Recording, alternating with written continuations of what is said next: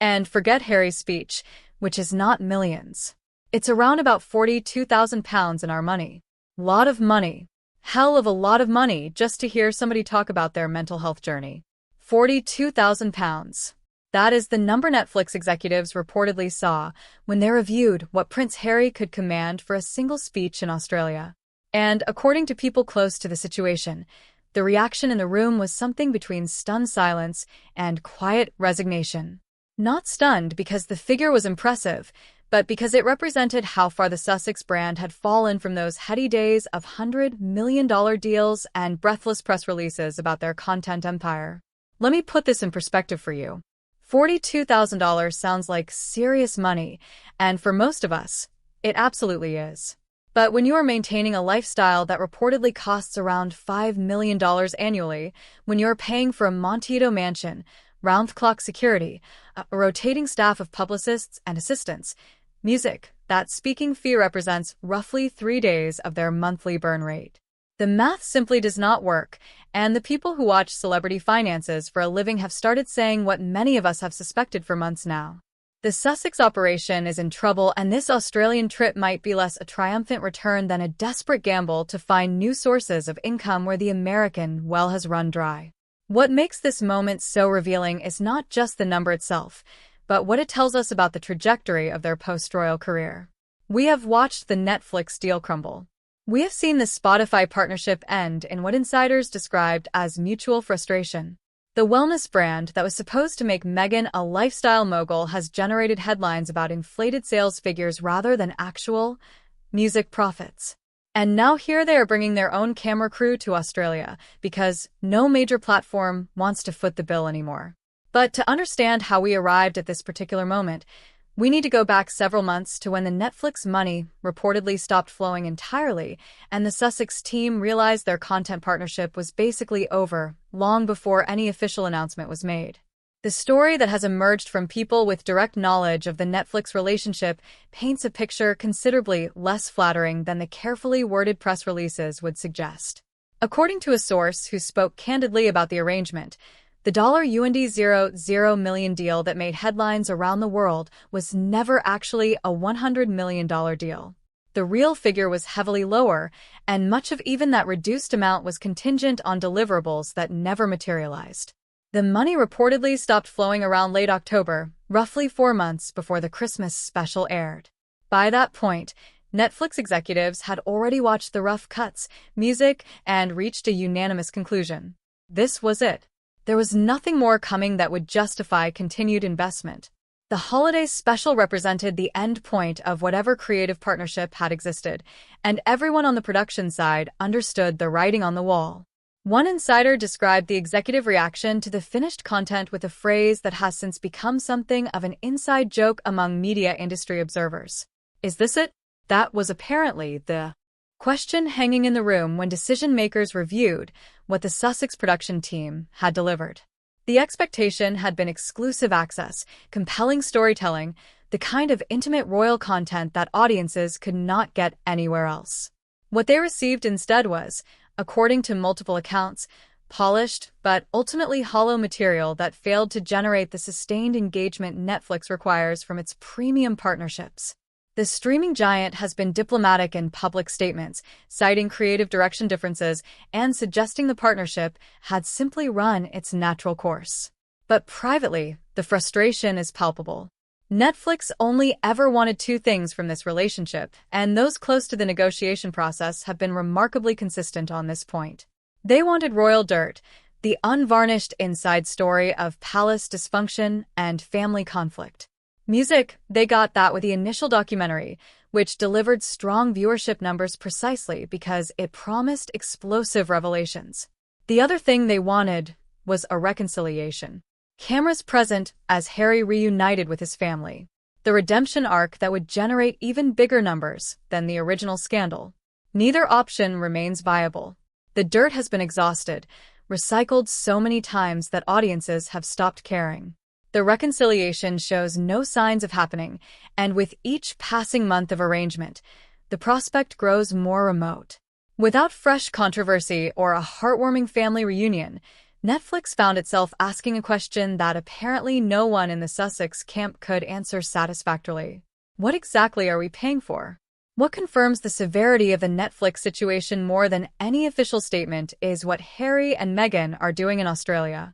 They are bringing their own videographer, paying for their own production crew, creating content on spec without any guaranteed buyer lined up to purchase it. This represents a complete reversal from the flush early days of their California exile when major platforms competed for their attention and production budget seemed unlimited. The strategy mirrors something Michael Jackson tried decades ago with Martin Basher. After feeling betrayed by how documentary footage was edited and presented, Jackson began filming his own interactions to control the narrative and provide counter-evidence if needed. Harry and Meghan appear to be adopting a similar approach, ensuring that whatever happens in Australia, they will have their own footage to tell their version of events. But there is an important difference between Jackson's situation and theirs. Music. Jackson was still one of the biggest stars in the world when he deployed this tactic. The Sussexes are filming themselves because no one else is willing to pay for the privilege anymore.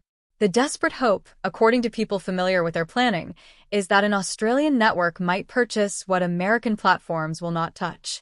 The calculation seems to be that Australian audiences who received the couple, Music, warmly during their 2018 royal tour might represent untapped commercial potential. Perhaps a local broadcaster will see value in Sussex content that Netflix and other American streamers have rejected. This represents a major step down from where they positioned themselves just a few years ago.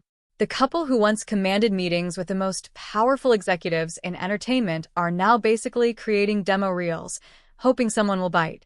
The production quality will undoubtedly be professional. They have the resources for that, at least for now. But the fundamental active has shifted from sought-after content creators to people pitching their product to anyone who might be interested. When you examine the numbers carefully, the financial picture becomes increasingly difficult to reconcile with their apparent lifestyle.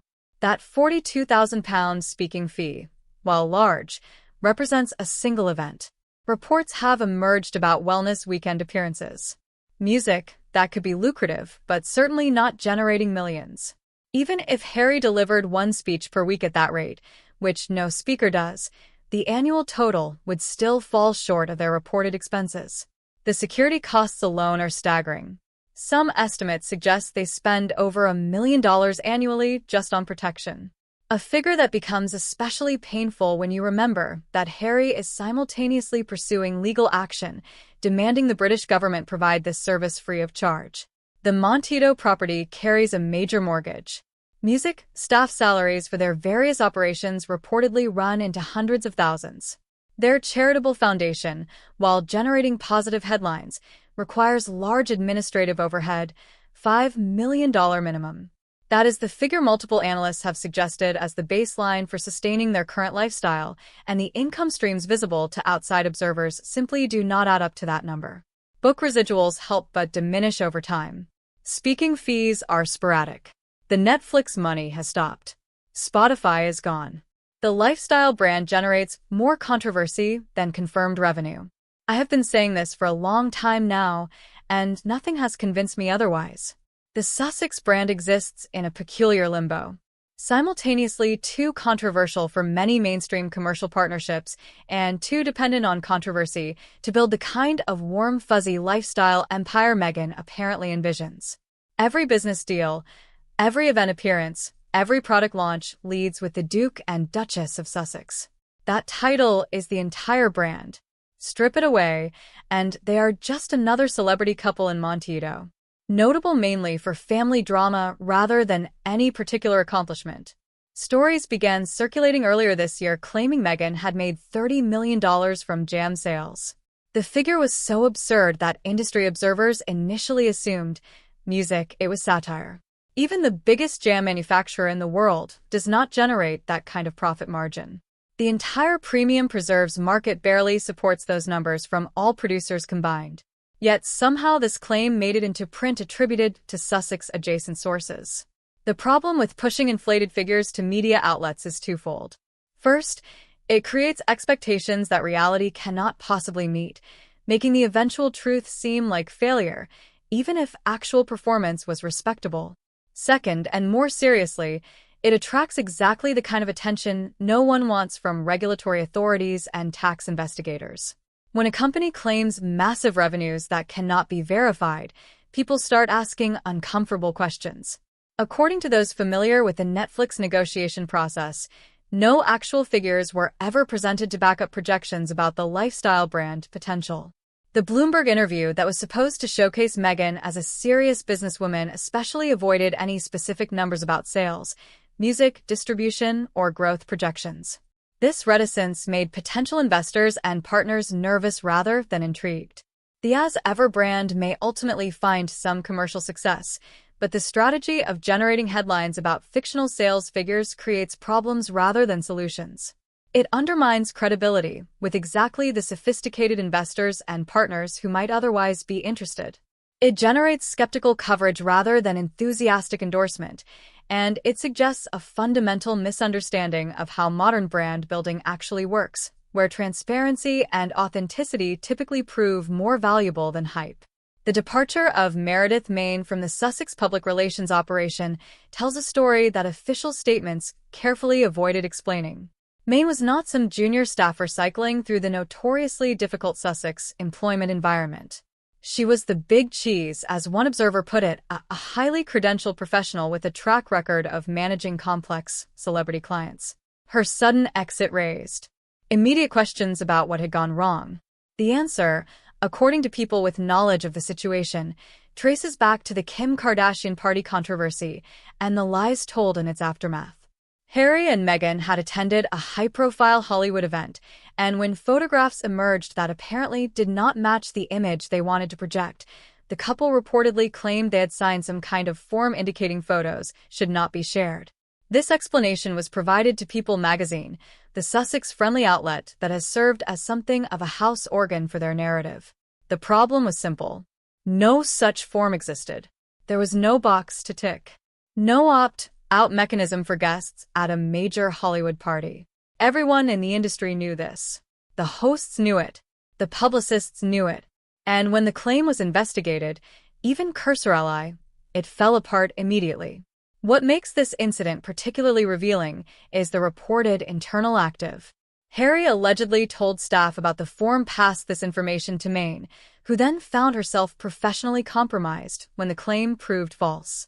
When confronted with the discrepancy, Meghan apparently disappeared, leaving Harry to face the consequences. Staff members who witness similar patterns describe a consistent cycle. A problematic statement is made. Meghan vanishes when accountability arrives. Harry absorbs the backlash and music. Eventually, whoever was caught in the middle finds the situation untenable and departs. For a public relations professional, credibility is everything. Once you have been associated with demonstrably false claims, your value to future clients diminishes dramatically. High-profile PR representatives walking away from lucrative Sussex contracts sends a signal that should worry anyone invested in the couple's success. These are people whose entire business depends on managing reputation, and they are concluding that some reputations cannot be managed. The cameo consideration represents perhaps the starkest indication of how far Sussex commercial ambitions have fallen from their original positioning. According to reports, the team has music, explored paid personal video messages tied to the As Ever brand.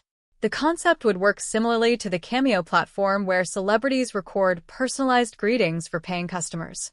To understand why this represents such a dramatic shift, consider what the Sussex brand was supposed to be. They were going to be above the traditional celebrity hustle. Positioned as humanitarian figures using music, their platform for meaningful causes rather than commercial endorsement. They would command premium partnerships with global corporations, speak at elite gatherings, influence policy discussions at the highest levels. Personal video messages for a fee represent music, the opposite end of the celebrity spectrum. It is what actors from canceled television shows do to supplement their income. It is how former reality stars monetize their remaining recognition. Major stars can generate major revenue through these platforms, but they do so precisely because they are understood to be celebrities, not humanitarian figures with world-changing ambitions. The Australia trip is reportedly being used partly as a test case for this approach. Will people pay for selfies? Is there an appetite for paid meet and greet opportunities? Can enough interest be generated to make this a viable income stream? These are questions that would have seemed unthinkable just 3 years ago when the Sussex brand commanded respect, or at least attention, from the most powerful media companies in the world. If this direction proves necessary for their financial survival, it will work. Plenty of famous people sustain comfortable lives through exactly this kind of direct fan engagement. Music, but it requires abandoning any pretense to the raised status they have so insistently claimed since leaving royal duties. Questions have begun emerging about the Invictus Games that Harry clearly did not anticipate, and almost certainly does not welcome. The scrutiny focuses on costs, specifically how much Harry and Meghan's involvement actually drains from resources that could otherwise support wounded veterans, private jets for the couple's travel, five-star hotel accommodations, makeup artists and stylists, music, the apparatus of celebrity that accompanies them wherever they go. The timing could hardly be worse. Birmingham 2027 is approaching with the official launch scheduled for later this year. This should be a moment of celebration and anticipation. Instead, it risks becoming an opportunity for uncomfortable questions about whether Invictus has evolved from a veterans charity into a Sussex lifestyle subsidy. A recent video of Harry promoting the games illustrated the problem perfectly. He stood music in a doorway looking, according to one observer, like an afterthought rather than a passionate advocate. Music, no merchandise visible, no proper branding elements, nothing to suggest this cause occupies the central place in his life that public statements claim. Compare this to appearances at NFL games or other celebrity events, music, where Sussex-branded merchandise appears prominently and engagement seems enthusiastic rather than obligatory. People close to the Invictus organization have expressed private concerns about sustainability. If the primary public face of the charity generates more negative coverage than positive, music, at what point does his involvement become a liability rather than an asset? The veterans the games are meant to serve deserve better than becoming collateral damage in Sussex public relations battles. Within palace circles, attention is turned to a troubling historical parallel that becomes more apt with each passing month. King Charles reportedly does not want more mouths to feed, a diplomatic way of expressing concern that Harry might eventually need financial support from the family he has spent years publicly attacking. The Andrew comparison haunts palace strategists. The Duke of York sits effectively exiled in a royal-adjacent property. His reputation destroyed, his commercial prospects non-existent, entirely dependent on family resources for his survival. Every indication suggests Charles finds this situation distasteful but unavoidable. The price of maintaining some family cohesion while managing public perception. The fear expressed privately by multiple palace insiders is that Harry represents Andrew's future in a younger, more media-savvy package. He has burned through his initial commercial opportunities. His brand has become toxic to major partners. His expenses reportedly exceed his reliable income. And unlike Andrew, who at least maintains some relationship with the institution that supports him, Harry has positioned himself as an antagonist to the very family that might eventually need to bail him out. People close to the situation described Charles watching the Archwell shambles with growing concern. Not schadenfreude, not satisfaction at his son's difficulties, but genuine worry about where this trajectory leads. The prospect of Harry returning cap in hand asking for money is, according to one source, not too far off. For a king already dealing with his own health challenges and the ongoing Andrew situation, this represents exactly the kind of problem he hoped to avoid when initially supporting Harry's desire for an independent life. What makes Harry's situation particularly poignant is the growing evidence that he, unlike Meghan, actually perceives the danger they are in. He is reportedly rocked to the core watching Andrew's downfall, understanding viscerally what happens to a royal prince who loses the protection of the institution and finds himself adrift in a hostile world.